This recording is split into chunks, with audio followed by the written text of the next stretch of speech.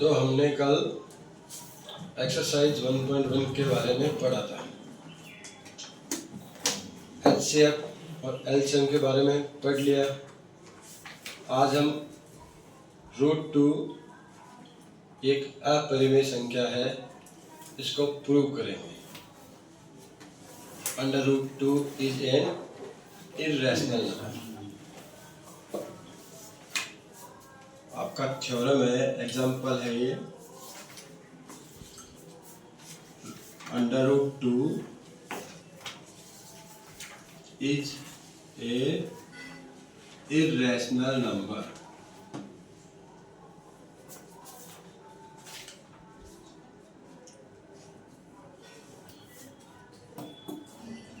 Question में आएगा prove that √2 is a irrational number. √2 एक अपरिमेय संख्या है। तो हमने कल पढ़ा था, हमारे पास दो तरह के नंबर हैं, एक रैशनल, दूसरा इर्रेशनल, परिमेय और अपरिमेय। इन दोनों को मिलाते हैं तो होता है रियल नंबर, यानी कि वास्तविक संख्या। हमें प्रूफ करना है √2 एक अपरिमेय संख्या है, इर्रेशनल नंबर है। तो हम यहाँ पे जो विधि काम में ले रहे हैं वो विधि है कॉन्ट्राडिक्ट विधि, विरोधाभास विधि।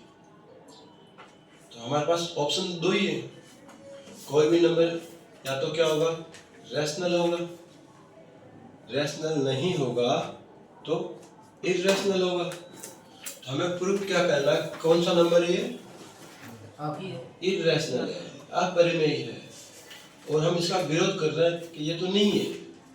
तो फिर कौन सा है? जब √2 अपरिमेय संख्या नहीं है तो फिर क्या होगी, बोलो जोर से, आराम से, रैशनल होगा। ऑप्शन आपके पास सिर्फ दो ही ऑप्शन है, तो हम इसका तो विरोध कर रहे हैं। तो हमने क्या लिया, एज्यूम किया √2 इज ए रैशनल नंबर।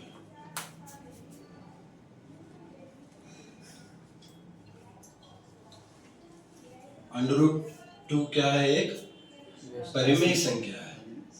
कौन सी संख्या है, परिमेय संख्या, रैशनल नंबर। तो बताओ आप, रैशनल नंबर की डेफिनेशन क्या थी कल, परिमेय संख्या की परिभाषा?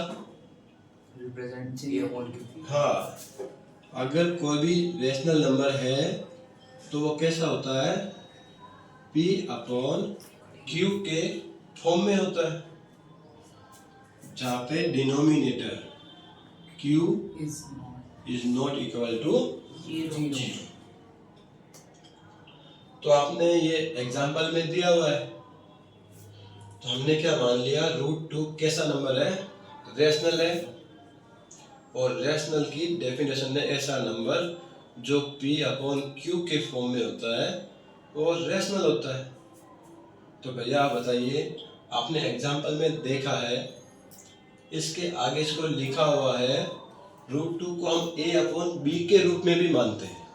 क्यों? और P/Q क्या अच्छा नहीं था जो हमें एक और A/B मानना पड़ रहा है? हो गया ना, आपके एग्जाम्पल पढ़ लिया आपने, आपको बताया था P/Q होता है, उसके बाद में नेक्स्ट स्टेप में A/B बताया। जब P/Q बोले या A/B बोले, बात तो एक ही है, तो अलग अलग क्यों मान रहे हैं, नहीं बताया? चलिए देखिए, मैंने कल आपको बताया था रैशनल नंबर ऐसा नंबर जो P/Q में हो।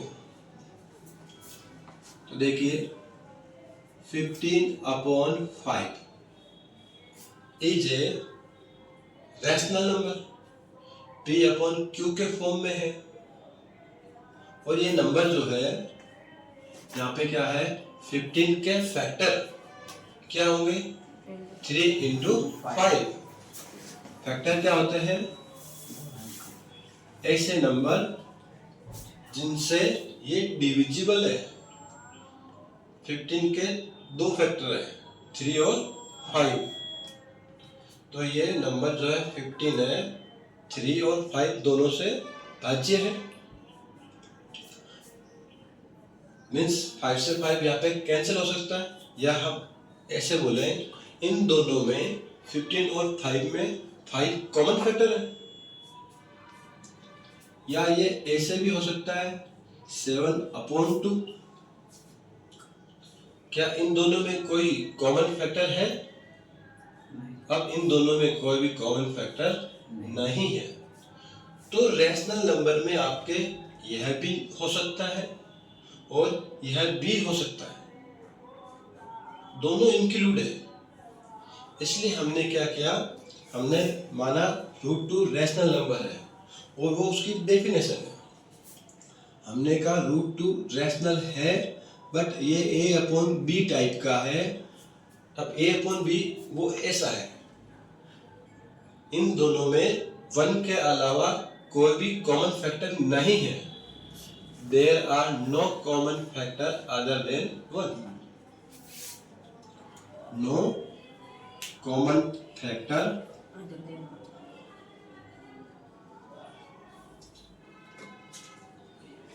Other than 1। क्लियर? इन दोनों में डिफरेंस पता चला। P/Q अच्छा था, फिर A/B की जरूरत क्यों है? P/Q कॉमन फैक्टर हो भी सकता है और नहीं भी। यहाँ पे हमने वही लिया है। अब सिर्फ एक ही है, कॉमन कौन है? 1। 1 के अलावा कुछ भी कॉमन नहीं है। आगे आपका नॉर्मल तरीका है squaring both side. Squaring both side, दोनों पक्षों का वर्ग करने का। स्क्वायर करेंगे, राइट। √2 का स्क्वायर कितना होगा? 2। A square upon B square.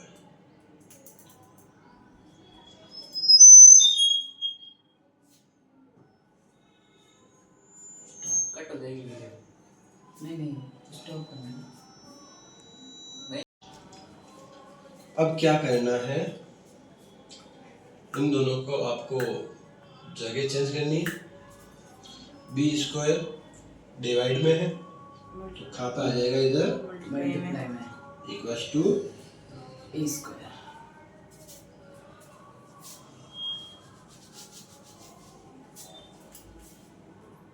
2 multiply में है, डिवाइड में आ जाएगा B square equals to A square upon 2। Means यहाँ पे क्या हो रहा है, 2 का डिवाइड A स्क्वायर में हो रहा है। 2 डिवाइड्स A स्क्वायर। तो आपके पास एक थ्योरम है, एक प्रमेय है। अगर किसी भी नंबर का डिवाइड, किसी भी नंबर का भाग उसके स्क्वायर में हो रहा है तो उसके स्क्वायर रूट में भी होगा। समझिए मेरी बात को। 9/3, क्या 3 का डिवाइड 9 में हो रहा है या नहीं हो रहा?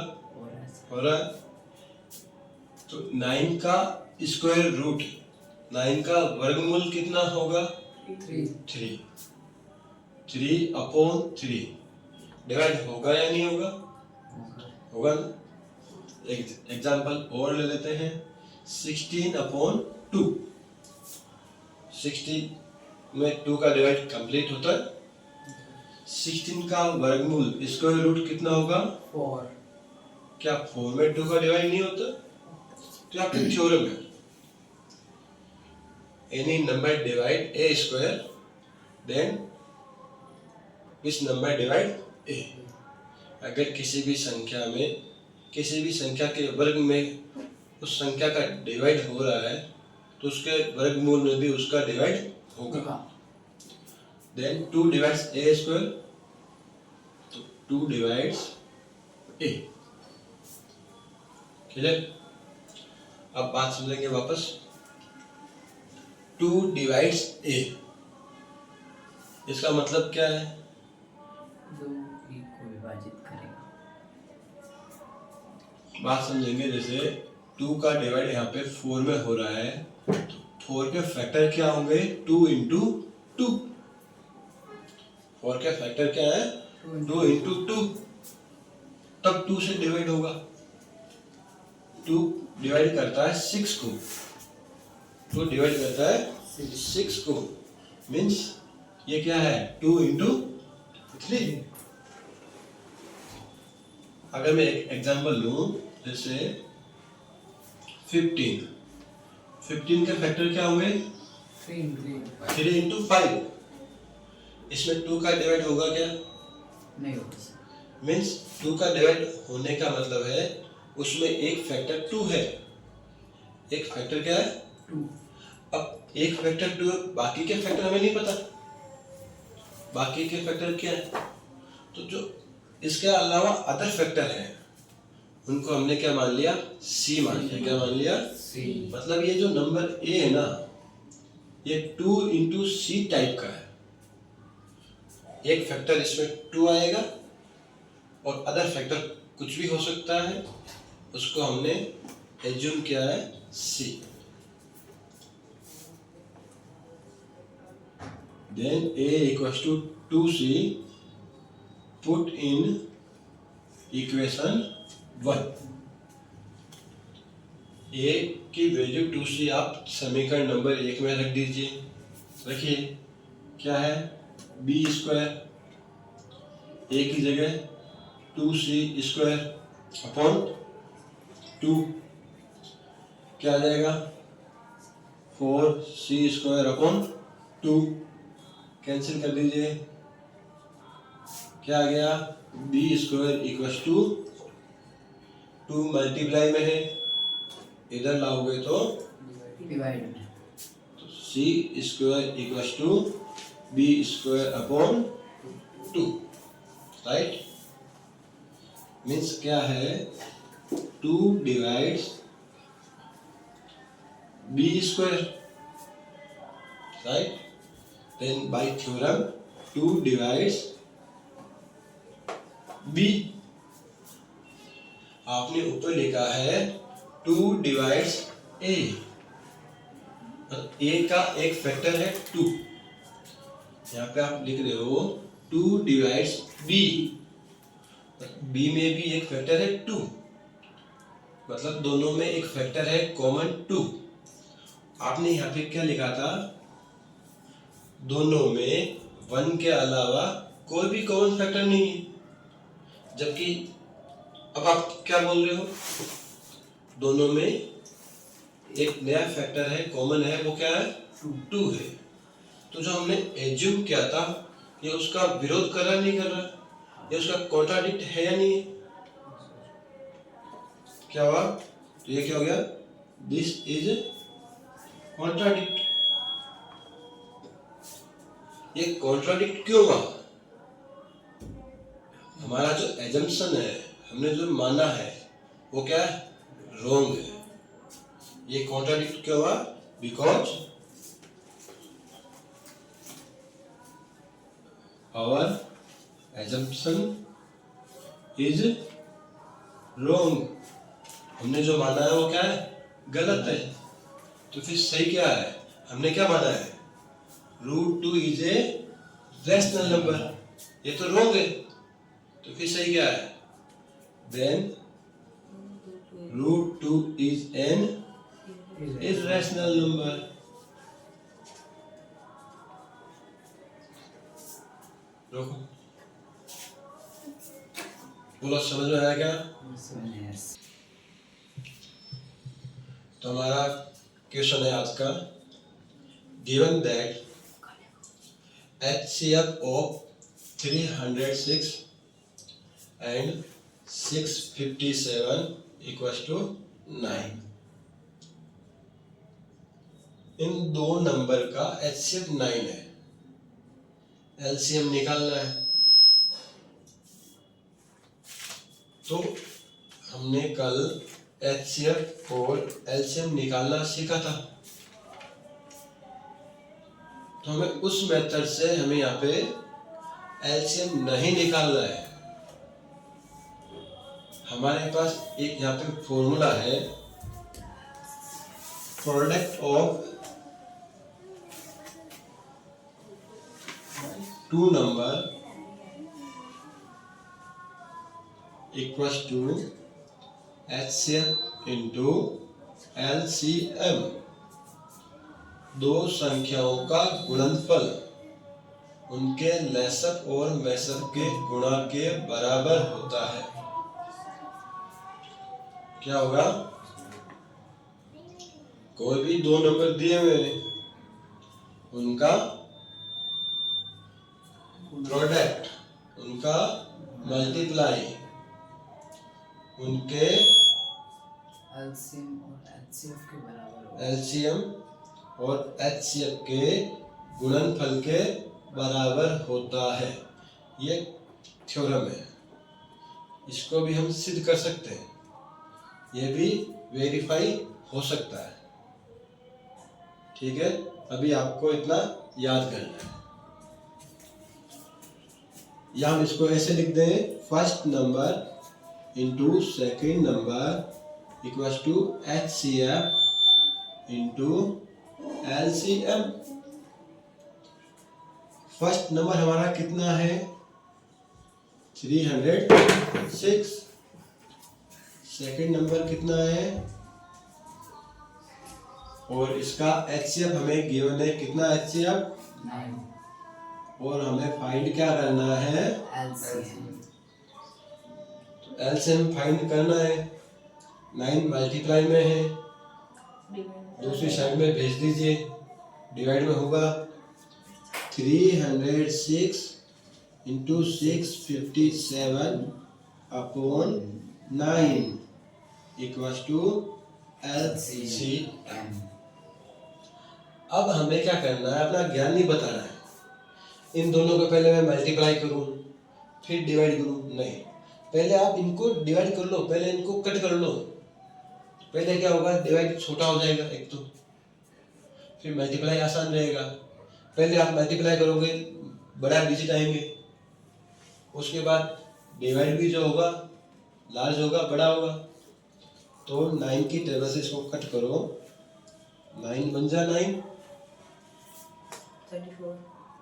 34 टाइम्स इसका हो जाएगा डिवाइड। 9 3 जा 27, रिमाइंडर 3 और 9 4 जा 36। तो आप क्या करोगे? 34 को 657 से मल्टीप्लाई करोगे, LCM इसका आ जाएगा, हो जाएगा। तो जब भी आपको दो नंबर दिए हुए हैं, चार चीजें ध्यान रखें। आपके सिलेबस में इतना ही है कि वो HCF या LCM पूछ रहा है, लेकिन हो ये सकता है यहाँ पे first number into second number equals to HCF into LCM। ये फॉर्मूला आपको एक तरह से याद करना है, समझना है। तो यहाँ पे चार चीजें, इस चार में से कोई भी तीन दे सकता हो सकता है आपको LCF दे दे, LCM दे दे, यहाँ से कोई एक डिजिट दे। तो आपको फर्स्ट डिजिट पता करना हो सकता है, सेकंड करना हो सकता है। यहाँ पे आपसे LCM तो पूछा ही है, अगली बार आपको LCM दे देगा, HCF पूछेगा। तो ये आपको फॉर्मूला ये ध्यान रखना है, डायरेक्ट मेथड से LCM या HCF नहीं निकालना।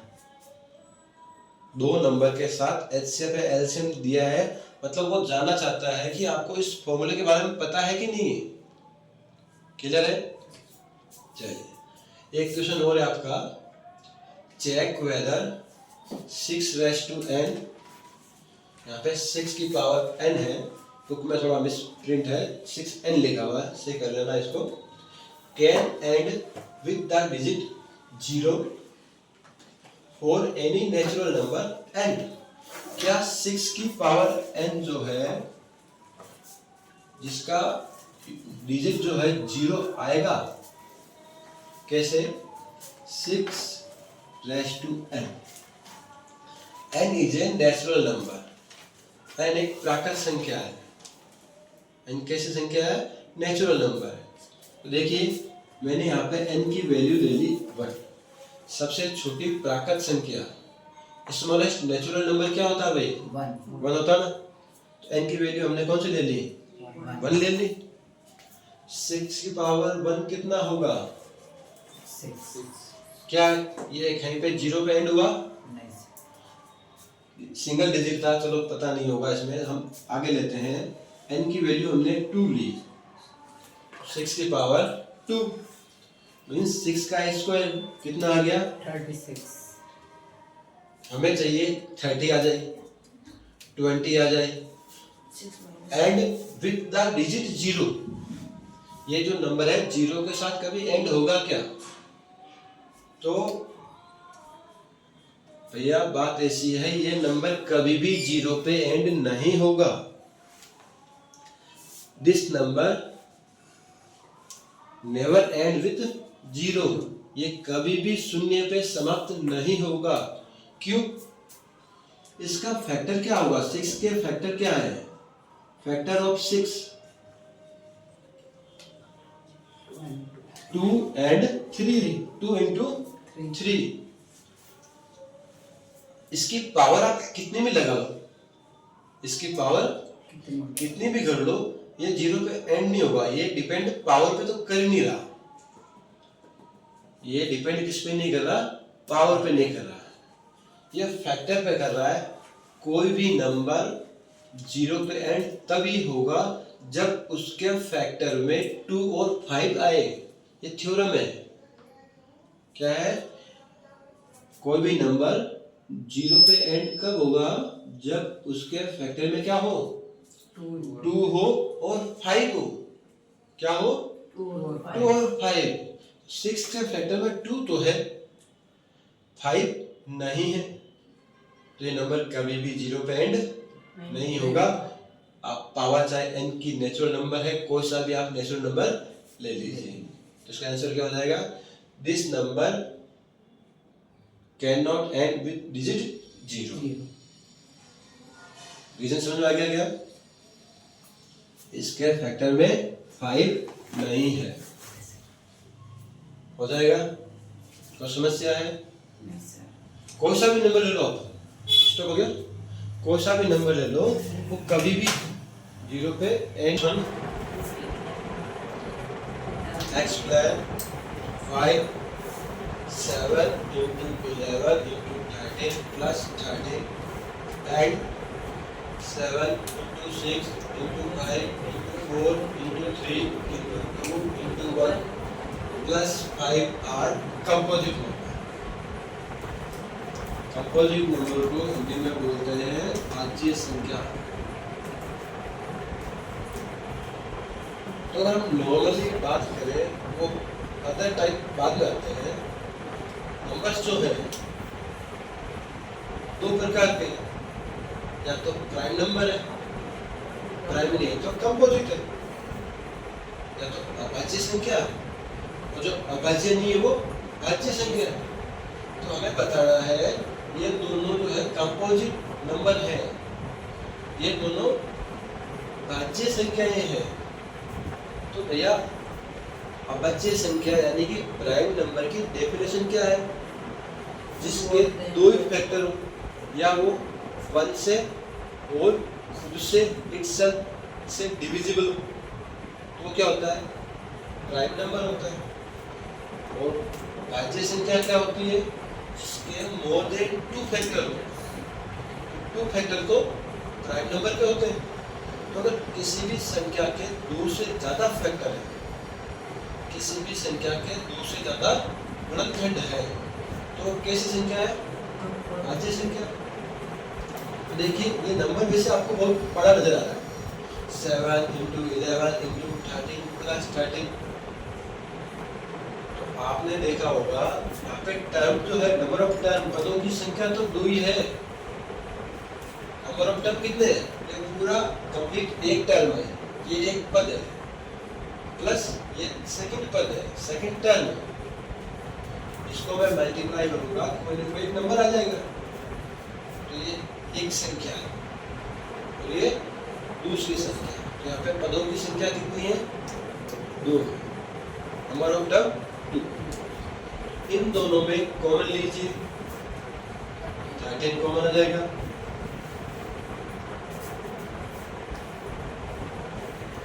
सेवन इंटू 11 इंटू 13 प्लस 13, इनमें से कॉमन क्या आएगा? 13। 7 इंटू 11 प्लस 1, यहाँ पे 13 था, 13 कॉमन आ गया, बचे क्या? यहाँ पे 13 था, 13 कॉमन ले लिया, मीन्स आप ये भी बोल सकते हो 13 का डिवाइड 13 में कर दिया, 1 बच गया। या 13 था, 13 कॉमन आ गया, भैया यहाँ पे 13 इंटू 1 तो है, ऐसा नहीं आप 0 लिख दो, कॉमन आ गया सब कुछ पीछे कुछ बचा ही नहीं, 13 इंटू 1 है। तो मैंने आपको एग्जांपल दिया था कि जैसे एक नंबर है 26, इसके फैक्टर क्या होंगे? 2 इंटू 13, 2 इंटू 13। तो ये जो है प्राइम नंबर तो नहीं है, ये इसके 2 फैक्टर है, इसके 2 गुणनखंड है, एक तो है 2, दूसरा है 13, मतलब 26 जो है 2 से डिविजिबल है, 26 13 से डिविजिबल है, और एक नंबर आपका 1 होता ही है, और एक 26 है। तो ये जो 26 है 4 नंबर से डिविजिबल है, 1 2 13 एंड 26। तो इसका फैक्टर 2 है या मोर देन 2 है? तो ये कौन सा है? कंपोजिट नंबर या प्राइम नंबर? तो भैया ऐसे ही इसमें एक बात है, एक तो इसका फैक्टर ये आ गया, दूसरा फैक्टर इसको सोल्व करोगे तब आएगा, तीसरा फैक्टर इसका 1 हो गया, चौथा मल्टीप्लाई करने पर जो नंबर आएगा उससे डिविजिबल होगा, तो इसका फैक्टर मोर देन 2 हो गए। ऐसा नंबर जिसके 2 ही फैक्टर है, एक तो 1 और एक खुद इटसेल्फ, वो होता है प्राइम। तो ये प्राइम तो नहीं, ये अभाज्य नहीं है, अभाज्य नहीं तो क्या है फिर? भाज्य संख्या है। क्या है? ये नंबर जो है, ये this number is divisible by 13 and इसको सॉल्यूशन करोगे 11 7 77 प्लस 1 78, और 78 के फैक्टर भी बहुत सारे होते हैं, कई नंबर से इसका फैक्टर हो जाएंगे, कई नंबर से डिविजिबल है, प्राइम नहीं तो कौन सा है? कंपोजिट है। This number is divisible by 13 and have more than 2 factor. इसके 2 से ज्यादा गुणनखंड है, इसलिए कौन सी संख्या है? भाज्य संख्या है। बोलो भैया बात समझ आई क्या? नॉर्मली नंबर 2 ही होंगे, या तो डिविजिबल होंगे, भाज्य होंगे, किसी न किसी का भाग जाएगा, या फिर अभाज्य होंगे। तो ये प्राइम नहीं है, प्राइम नहीं है तो क्या है? कंपोजिट है। अभाज्य नहीं है तो क्या है? भाज्य है। एक और है यहाँ पे, एक में आपके 2 क्वेश्चन ऐड है, 7 into 6 into 5 into 4 into 3 into 2 into 1 plus 5। ये नंबर जो है ये इसके फैक्टर है, तो ये कोई नंबर है उसमें क्या है? फैक्टर है। ये पूरा एक ही नंबर है, ये फर्स्ट टर्म और ये सेकंड टर्म, दोनों में कॉमन ले लो, दोनों में सेम क्या है? यहाँ से कॉमन क्या आ गया? बचे हुए टर्म लिख दो, 7 into 6 into 4 into 3 into 2 into 1 plus 1। जब इसको सोल्व करोगे, एक तो ये 5 से डिविजिबल है, दूसरा इसको सोल्व करने पे जो नंबर आएगा उससे डिविजिबल है, तीसरा 1 से है, चौथा इन दोनों को मल्टीप्लाई करने पे जो आएगा उससे डिविजिबल है, पांचवा इनके भी फैक्टर हो सकते हैं। तो इसके फैक्टर कितने हो गए? 2 से ज्यादा। और 2 से ज्यादा होती है वो अभाज्य संख्या नहीं होती, प्राइम नंबर नहीं होता। कौन सा नंबर है ये? कंपोजिट नंबर है। Again this number have more than 2 factor. Therefore, this number is a composite number.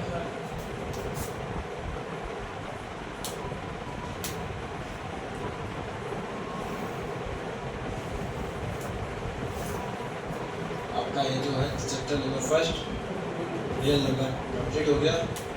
ज़्यादा से ज़्यादा प्रैक्टिस करें।